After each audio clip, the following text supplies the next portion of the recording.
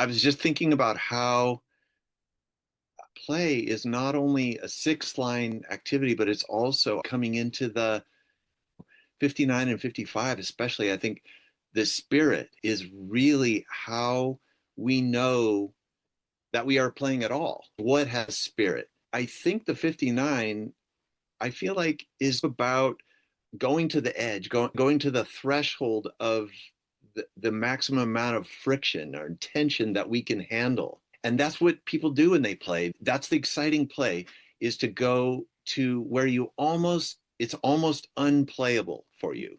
And that could look all different ways, but we bite a little bit out of what is not yet playable and bring it into what is playable for us, what is engaging for us because it's exciting, because it's close to that threshold. And nobody has to make us do that. That's what people do when they feel safe and they're playing. You can see kids doing that even, but I'm talking about adults too when I talk about play. But you can see kids go there, okay, that's old hat now. And that fades, that becomes unplayable actually, because it's too boring, it's too under our control. And then but then we get interested in, okay, what if I do it this other way, or what if I push you a little harder than I know for sure how you're going to handle, and see what will you do then. Nobody makes us do that, but it's just fun. It's the adventure of it. So It, I yeah. everybody meet Fred Landers. To Emotional Projector, coming to bring play. I really appreciate that. And I love what you said about 55. To me, the word that comes is equanimity, is allowing spirit to exist with balance, with equanimitous expression on both sides, full nervous system, right? Full passion, full rage. And that's scary for some people. And when we're safe and surrendered, it's play. Yeah, the word surrender, I think, is so important here. And I think this confused me at first when I got into human design, because I've been using play for a long time. I've been a drama therapist since the late 90s, and following the energy of the play and feeling like when I came into human design, there's absolutely a surrender in human design, but it goes the other, almost like the opposite surrender. And I think the time is right now to be doing both surrenders, actually. I think human design surrenders to, it's a surrender to what is already determined, what is our design. And we have to figure out what that is. And that's a process. But whereas I experience in play a surrender to the indeterminacy of movement, that there's no way to know what movement is going to do next. And so playing is a surrender to that, to, but actually I think play encompasses all of it, that it has embodiment and it has experiment in it, and it integrates them, because it play is a way to have all those processes and all those surrenders in it. Yeah. I love you spoke of involution and evolution. You spoke of the surrender that takes place when we realize we're not what we inherited, that there is actually a biological design, like there's a biological design of the tree, and each one is genetically just a bit different.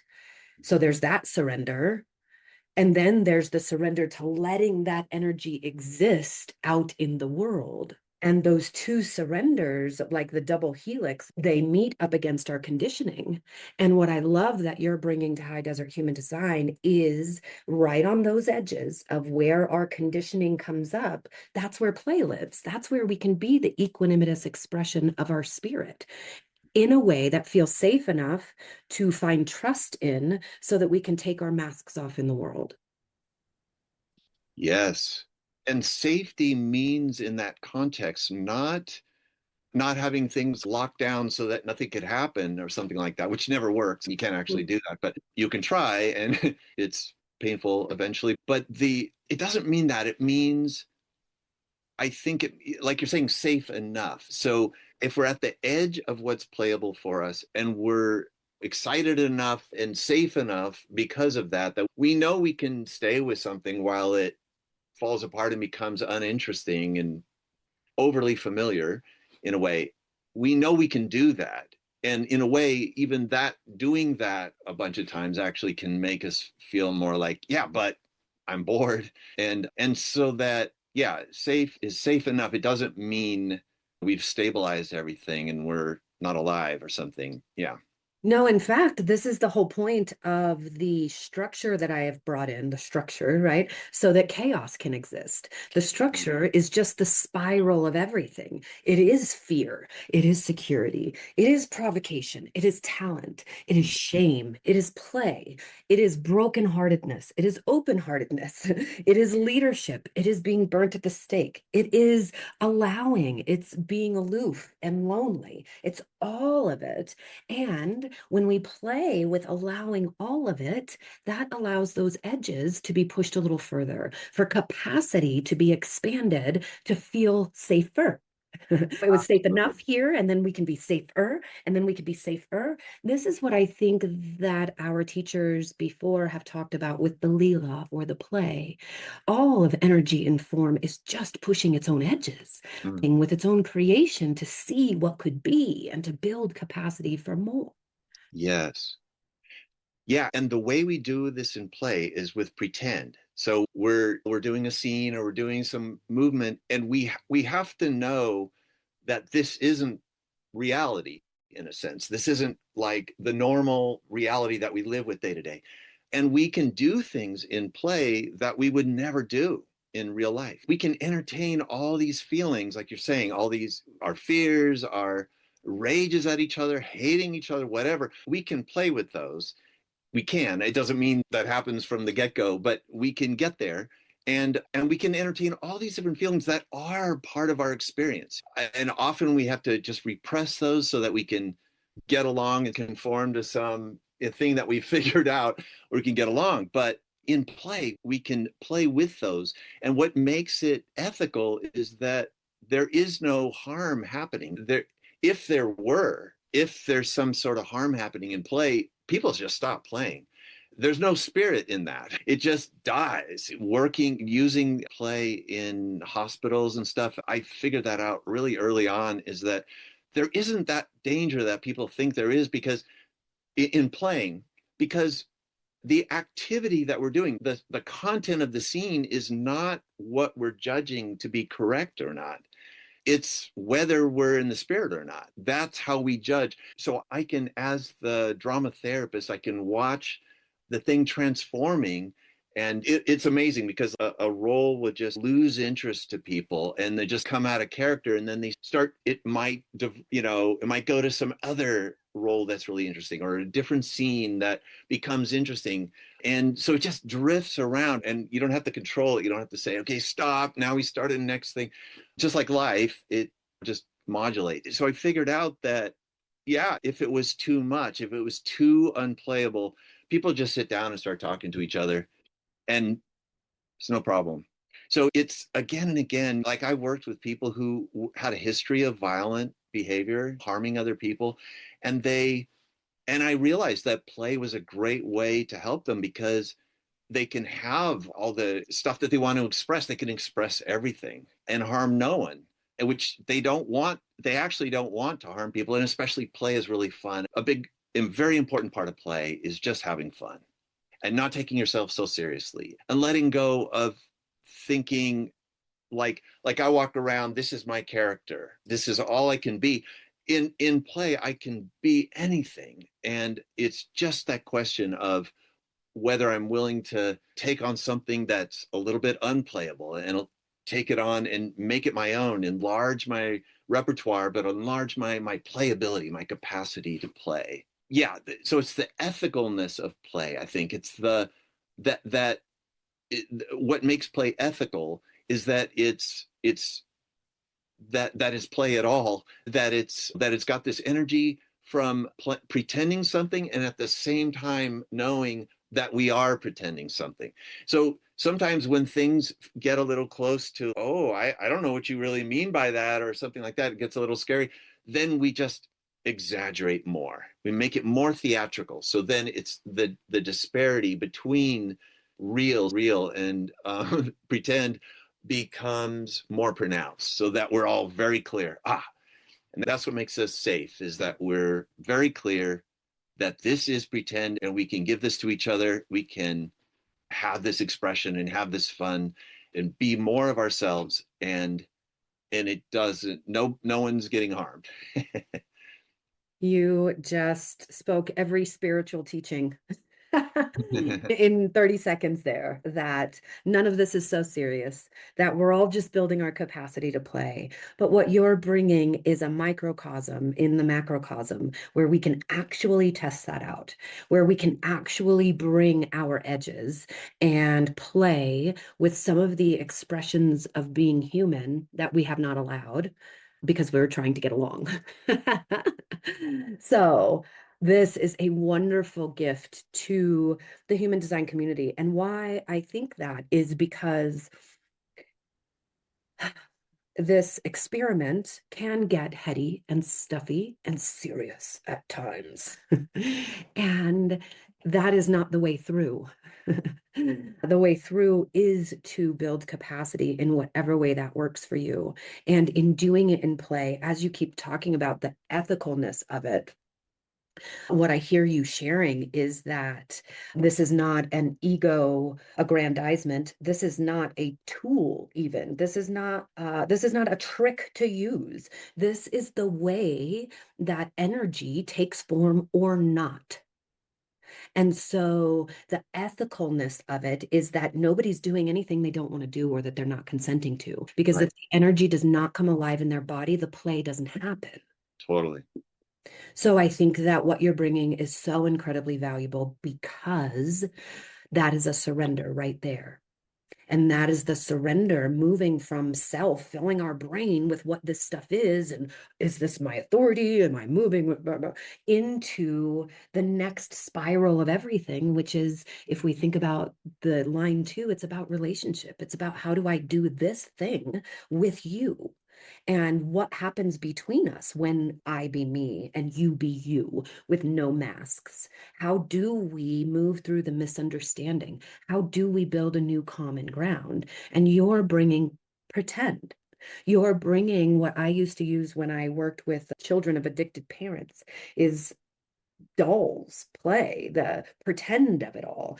In order to process the trauma that they had experienced, we put it in dolls. And this is the exact same thing that we're going to be doing. We're the dolls, animated though. And so I just want to say thank you. Is there something that came alive in you about that? Yeah, a few things. It's so interesting to put our own bodies in there because of what you're saying about we can talk and talk about what it means and all this and put it out there, but there's something where our bodies can feel like at first when I first started doing this kind of work, I felt like I couldn't even make my body do that thing, and I had to talk to myself and say there is no harm happening even if I'm pretending to do something really gross or really violent or something. It's understood, and like we keep saying, it's about expanding my capacity for play, so my playability, my ability to play.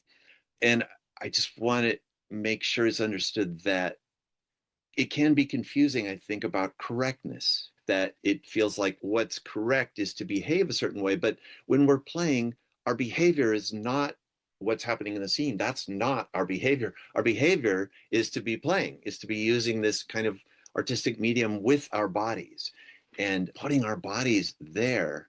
And we're all subject, we're all surrendering to the play, we're all subject to what happens in the play. Yeah. Thanks. And this is very analogous to Raw talking about watching the movie. This is analogous to leaving the raft for the shore.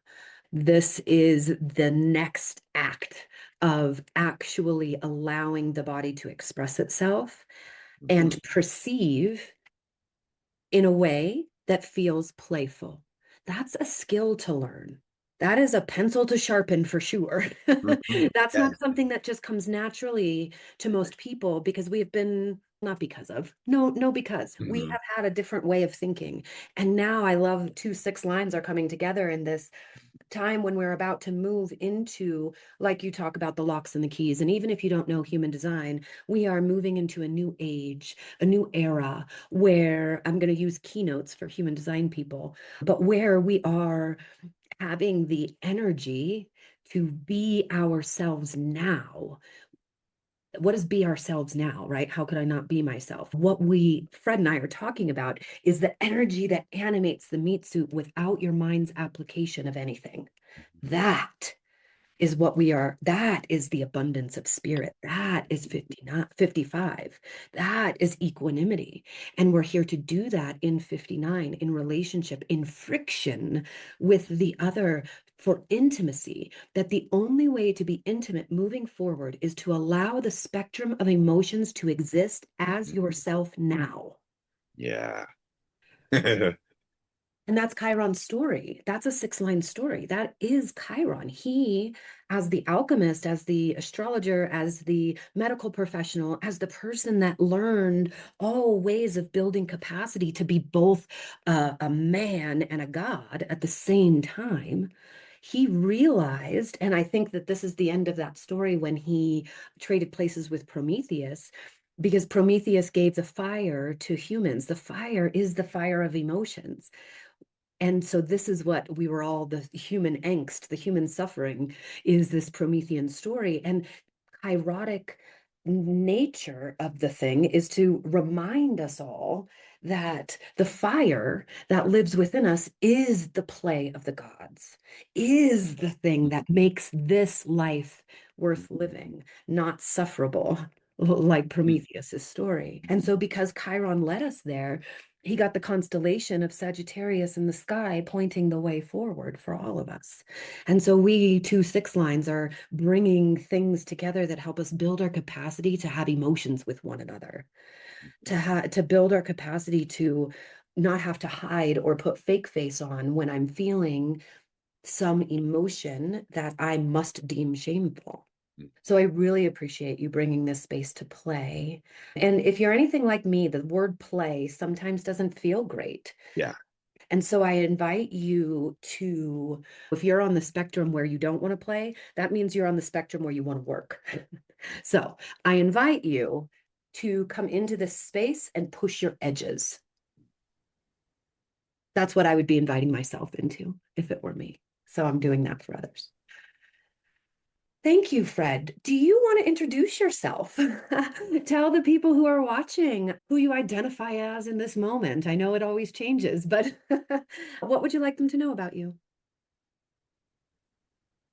I guess I would just say something about the history of just my work with using play as a drama therapist. One of the things I became interested early on was I worked with in the late 90s with Vietnam veterans who were in a post-traumatic stress disorder clinic. And I I played with them one on one. This has also been used a lot with groups, and I was able to see that for them playing was a way of preventing them from getting super angry and harming people. And these guys had a history specifically of harming people since they had returned from Vietnam. And I later worked with children who had been sexually abused and had acted out the sexual abuse on other kids.